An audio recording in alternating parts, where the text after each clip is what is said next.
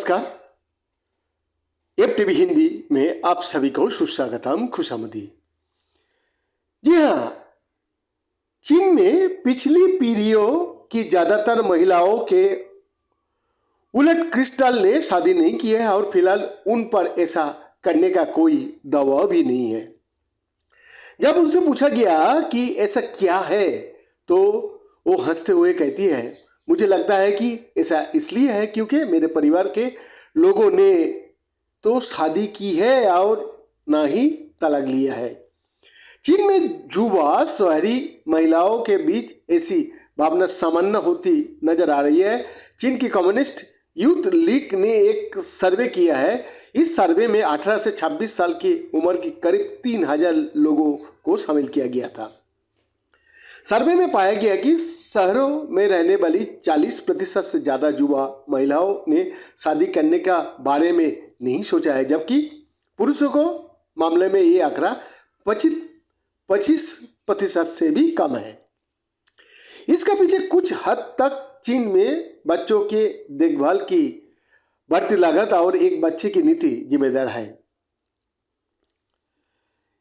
एक विश्वविद्यालय में प्रसूति और स्त्री रोग विभाग में काम करने वाली वरिष्ठ वैज्ञानिक और एक बच्चे की नीति के प्रमुख आलोचक ई फुक्सियन कहता है, चीन में सिर्फ एक बच्चा पैदा करना या कोई बच्चा नहीं होना सामाजिक आदर्श बन गया है।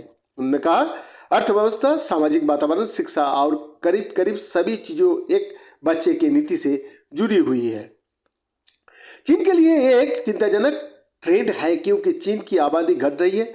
चीन में जन्म दर कई साल से धीमी हो रही है, लेकिन अगर साल 2022 की बात करें तो इस साल चीन की जनसंख्या 60 सालों में पहली बार गिरी थी। दुनिया की दूसरी सबसे बड़ी अर्थव्यवस्था के लिए ये जो खबर है वो बहुत बुरी खबर है चीन के लिए, जहां वर्कफोर्स पहले की तुलना कम हो रहा है और वो दराज आबादी सरकार की कल्याणकारी सेवाओं पर दबाव डालने लगी है। चीन में 16 से 59 साल की उम्र की आबादी की बात करें तो ये 87.5 करोड़ है। ये आबादी देश की करीब 60% आबादी से थोड़ी अधिक है। 2021 में चीन की सरकार का एक आधिकारिक आकलन के अनुसार अगले 5 साल में इस वर्किंग पॉपुलेशन में 3.5 करोड़ की गिरावट का अनुमान है। इसका मतलब है कि रिटायर होने वाले लोगों की संख्या में बढ़ोतरी होगी।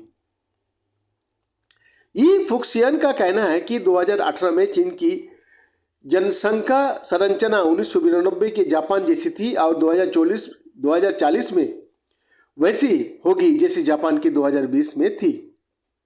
पिछले साल तक कई अर्थशास्त्रियों ने माना था कि दशक के अंत तक चीन विकास के मामले में अमेरिका को पीछे छोड़ देगा, लेकिन ई फुक्सियन को इसकी संभावना कम ही नजर आती है। वो कहता है 2031 से 2035 तक चीन सभी डेमोग्राफिक मैट्रिक्स और आर्थिक विकास के मामले में अमेरिका से बुरा प्रदर्शन करेगा। चीन में औसत आयु अब 38 साल है, लेकिन जैसे जैसे चीन में जन्म दर में गिरावट आ रही है उससे ऐसी चिंताएं हो रहा है कि एक समय के बाद काम करने वाले लोगों, रिटायर हो चुके लोगों की खर्चा नहीं उठा पाएंगे। चीन में पुरुषों के लिए रिटायर होने की उम्र 60 साल है, वही महिलाओं के लिए ये उम्र 55 साल है। चीन में फिलहाल 60 साल से ज्यादा का लोग आबादी का करीब 5वां हिस्सा है। दुनिया में जापान एक ऐसा देश है जहां सबसे तेजी से लोग बूढ़े हो रहा है। जापान की 1/3 आबादी की उम्र 65 या इससे ज्यादा है। ऑक्सफोर्ड इकोनॉमिक्स का एक वरिष्ठ अर्थशास्त्री लुइस लू कहती है, चीन में आबादी की उम्र बढ़ना वहां के लिए नया नहीं है, लेकिन चीन का पेंशन सिस्टम पर तनाव बहुत ज्यादा है। वो कहती है कि चीन में रिटायर होने वाली संख्या पहले ही काम करने वाले से ज्यादा है, जिसकी वजह से 2014 से पेंशन फंड में योगदान करने वाले में गिरावट दर्ज की गई है। चीन में पेंशन फंड की प्रांतीय स्तर पर संभाला जाता है, जिसमें काम का अनुसार लोग भुगतान करता है और इस पैसे से रिटायर लोगों को पेंशन दी जाती है। चीन को अपने सिस्टम में इन कमजोरियों को बारे में पता था। उसने 2018 में अमीर प्रांतों से पेंशन भुगतान फंड के ऐसे प्रांतों में ट्रांसफर किया जो घाटे का सामना कर रहा है। 2019 में Chinese academy of social sciences की एक रिपोर्ट ने भविष्यवाणी की है कि काम करने वालों की सिक्योरिटी जनसंख्या के कारण देश का मुख्य पेंशन फंड 2035 तक खत्म हो जाएगा। इसका बाद साल 2022 में चीन ने 36 शहरों में अपनी पहली प्राइवेट पेंशन योजना शुरू की।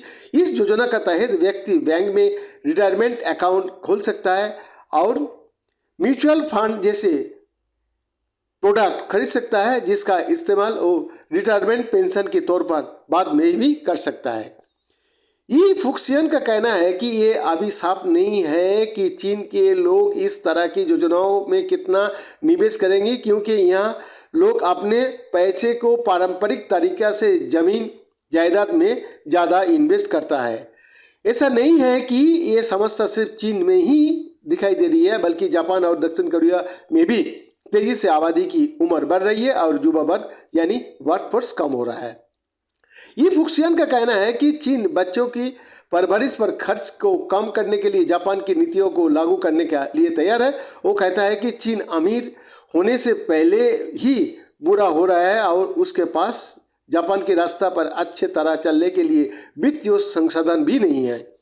चीन के परेशान करने वाली सिर्फ ये अकेली बात नहीं है, वहाँ युवा लोग ऑनलाइन आंदोलन कर रहा है। इस आंदोलन के जरिए काम करने वाले से कहा जा रहा है कि वो करियर की सफलता के पीछे ना भागकर पूंजीवादी सिस्टम में काम को बोझ से दूर रहने की कोशिश करें।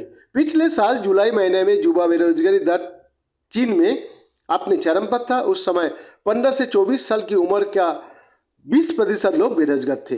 ये फुक्सियन कहता है लेबर फोर्स आटा है और पेंशन स्कीम रोटी बनाने की कला है, पर जब आटे के बिना भले ही कितनी भी अच्छी रोटी बनाने वाली हो व रोटी बनाने आती हो, आप पर्याप्त रोटी नहीं बना सकता है बगैर आटा की कमी के कारण। बैद्यनाथ दास का report, FTV Hindi, Delhi, India.